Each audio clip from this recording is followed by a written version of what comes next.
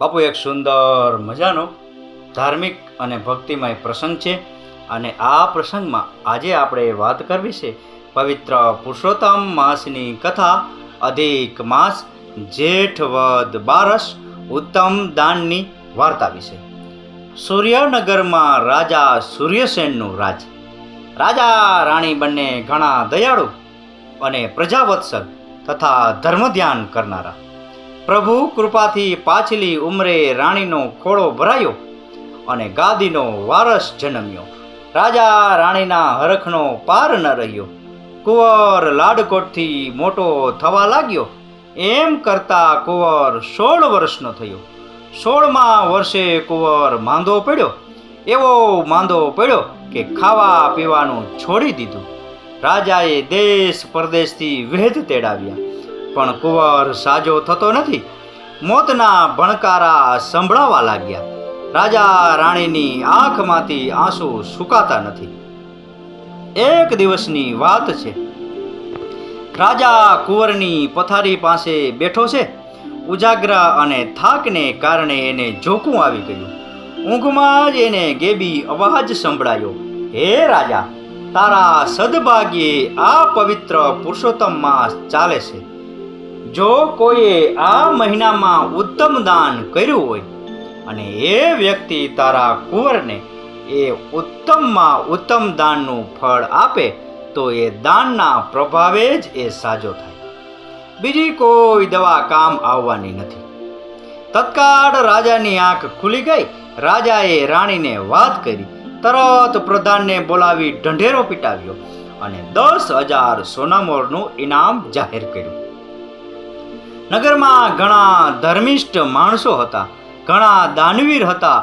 એ બધા મહેલે આવવા લાગ્યા, પણ પોતે કરેલા દાનનું ફળ કુંવરને આપવા લાગ્યા. પણ કુંવર આંખો ખોલતો નથી. રાજા રાણી નિરાશ થઈ ગયા. ઉત્તમ દાન કહેવું કોને? 2 દિવસ વીતી ગયા. કુંવરની માંદગી વધવા લાગી. હવે ઘડી 2 ઘડીનો મહેમાન હોય તેમ લાગતું હતું. ત્યાં 3જા દિવસે એક ચીંથરેહાલ ઘાંચી આવ્યો.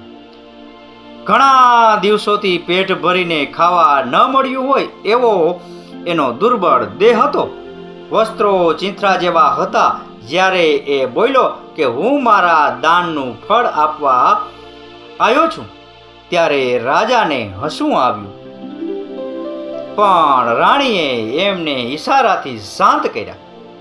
ઘાંચીએ જમણા હાથમાં જળ લઈ કહ્યું, હે પુરુષોત્તમ નાથ, આ માસમાં મેં જે દાન કર્યું છે એ જો તમને ઉત્તમોત્તમ લાગતું હોય તો હું એનું ફળ કુંવરને આપું છું.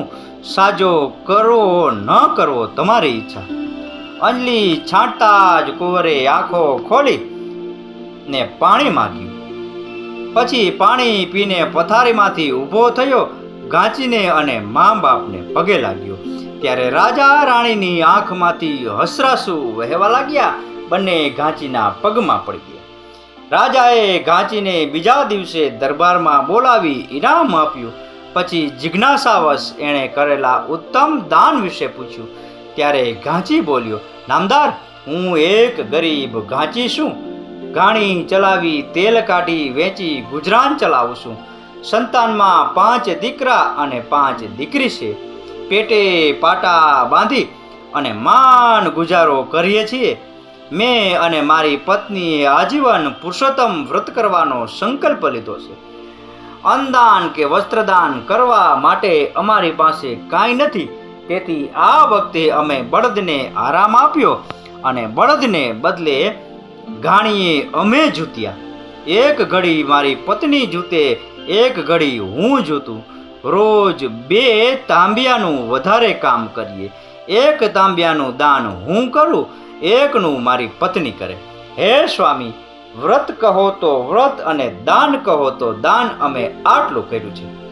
કાચી આગળ કશું બોલે એ પહેલા આકાશવાણી સંભળાય, હે ભક્ત, તે જે દાન કર્યું છે એ ઉત્તમમાં ઉત્તમ દાન છે. બધા ઘાંચીની ભક્તિના વખાણ કરવા લાગ્યા. રાજાએ એને લાખ સોના મોહરો આપી ઘાંચી ગાચણ મૃત્યુ લોક પર સર્વે સુખ ભોગવી અંતકાળે સદહે વૈકુંઠ ગયા. હે પૂર્ણ પુરુષોત્તમ પ્રભુ, જે અંતકરણના શુદ્ધ ભાવે પરસેવાની કમાણીના પાય પૈસાનું દાન કરે, તમારું વ્રત કરે, આખો મહિનો નહાય અને કથા વાર્તા સાંભળે, તેના પર તમે પ્રસન્ન થજો અને એનું કલ્યાણ કરજો. બોલો પુરુષોત્તમ ભગવાનની જય. તો બાપુ, આ હતો પવિત્ર પુરુષોત્તમ માસની કથા, અધિક માસ, જેઠ વદ બારસ, ઉત્તમ દાનની વાર્તા વિશેનો પ્રસંગ. આ પ્રસંગ, આ કથા, આ વાર્તા પૂરેપૂરી સાંભળી એ બદલ આપનો ખૂબ ખૂબ આભાર. આપનો દિવસ શુભ રહે. મહાદેવ હર.